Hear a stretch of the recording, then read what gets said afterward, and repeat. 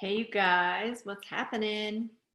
So, by now, I will hope because this next part will not make any sense to you if you did not finish the triggers. So, if you haven't gotten through the triggers, please just pause, go do that, and then come back. Because this is really where we put truth to trigger, and this really matters. Okay. So, the piece of us that's been triggered is the piece of us that's been manipulated by our ego. There's no question that you have experienced tough things. We all have. I don't care what scale it is. Whatever your version of trauma is, your version of pain is exactly what it is for you. And one person's really big trauma can be as effective, if you will. It can fuck you up just as much as somebody's small trauma, because we're all kind of born into different pain thresholds, right? So somebody who's experienced a heavy load of pain cannot compare themselves to somebody who's just been given a little pain, because the person with little pain often feels the same amount of pain as the big trauma person. So I just want to say, we don't compare pain. It's all quite subjective. And one person's trigger is another person's treasure for sure, but it is yours and it belongs to you. And this is where we just simply dispel the rumors and we start talking truth. So between the soul signature of just truly going back in time and imagining the people who affect you, whether it be your spouse, whether it be a coworker, whether it be your parent, the people who have affected you, the people who have created some of these landmines in your life, we have to go back and put truth to them. And we begin always with soul signature, because behind everybody is a story. Behind everybody is a trauma. Behind everybody is an experience that they have long fought through. And as a result of those, they are often what I call mindless about how they treat people. It's not because they're trying to be mean. It's just that they are so busy sometimes thinking about themselves, but that how they impact another isn't available to them. But as well, oftentimes, if they're not really clear about our triggers, they're going to step on them without even recognizing it. And I'll use a little example because I feel like right now, especially in America, there's a lot of triggers. We've decided that you cannot use certain language in certain settings with certain people because it offends people. And it triggers people massively if you do. So right now, I keep saying guys, but guys is a trigger word right now, because there are people who are women and there are people who are ladies and there are people who do not want to be called guys because it's a very masculine language. It's by no fault that I mean to say guys. It's that I have been listening to another teacher who uses that language and that verbiage over and over and over again. And I am so susceptible to how people speak that it gets caught in my brain. And I say, guys, let's do this, guys. But by no means is it meant to be derogatory or meant to infect somebody or meant to hurt anybody when I say it. It's just simply somebody else said it around me and it got caught. If I hung out in Canada for a week, I'd pick up a Canadian accent. But we in this country right now are triggered as fuck by so many varying things. And if you are not up on language and if you are not up on what is happening, you are sure to trigger somebody. I had an argument the other day with somebody because I said something about tribe, and apparently tribe is now quite triggering to people, because if you're not Native American, how dare you use this word? And I'm using this because these are all false truths that we've created. These are all dynamic language problems and barriers that we've created. I'm offering these as just examples for how we trigger each other without even realizing it. Like, it never would have occurred to me that a white girl was going to be offended by my use of the word tribe. But she had just read a really impactful book wherein it is derogatory and it offends Native Americans and those of tribal populations for us whiteys to be using this language. Now, I could never have known that I was going to step in a landmine that day.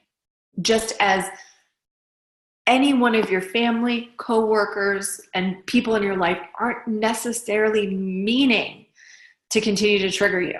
And granted, our families are the best at it because mostly they built those landmines.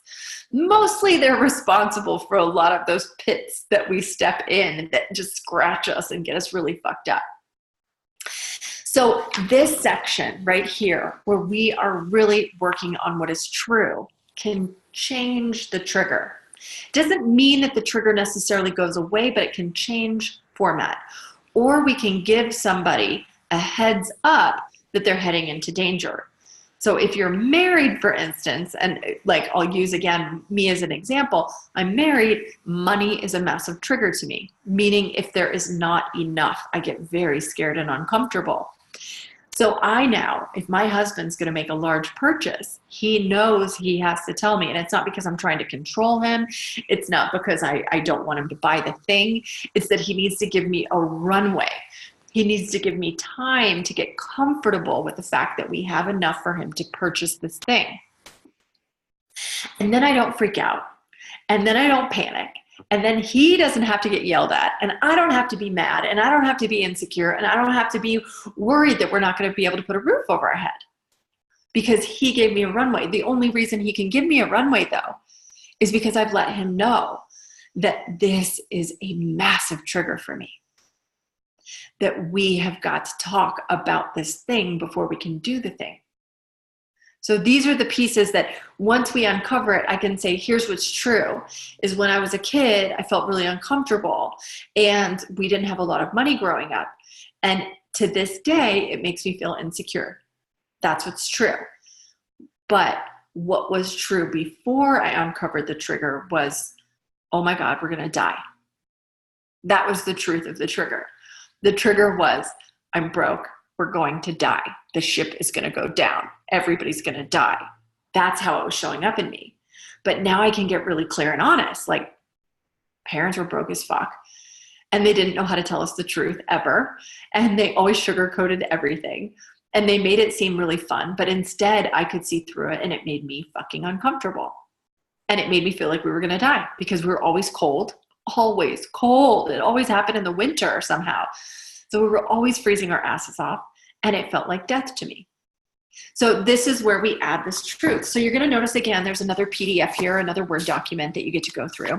And I'm offering you guys this information or this in the story format because sometimes when we hear the story, we can understand it or learn it in a different way. What is truth to trigger? This is where we give power back to yourself. This is where you earn energy. This is where you earn time. This is where, when you feel vulnerable and uncomfortable, you can come to get the truth. So I want you to just for a moment, indulge me here and close your eyes and put your hands on your heart.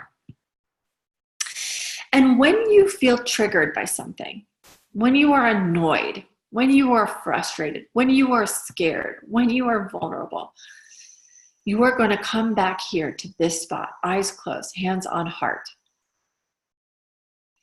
And I want you to tap into the one resource we've built here massively. What is the name of your intuition? The name of your spirit, your soul? Go back to that place. What is the name? And I want you to ask your intuition here to tell you the truth.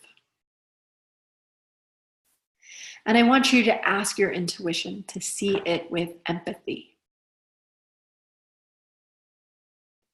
And ask your intuition to help guide you through this next process. And to let your ego just take a back seat. Just let the intuition guide, okay? So for the next few pages of this, as you work through what is true, if you feel that the ego, the fear, or the disdain for the situation is just still flaring up, really tap the chest. Again, remember, the heart chakra has been covered by defense. It has worn armor to protect you in previous lifetimes. It has shielded you from pain and death. Okay? The triggers trigger into pain and death. Like I said about money, not going to die.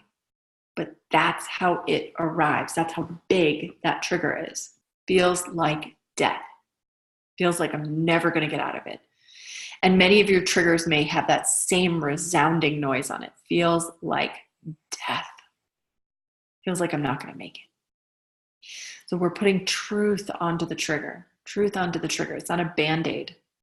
This is not a Band-Aid, guys. This is a reformat of the story. You're going to go back into the space of all the triggers, dive maybe a bit deeper into them, and then you're going to lay hard truth on them. Real motherfucking truth on them. Intuitive intel on it. Why was dad an alcoholic? Why did mom say no to you? What did your sister really mean when she spoke to you this way? Truth to trigger. Okay? Go into that space.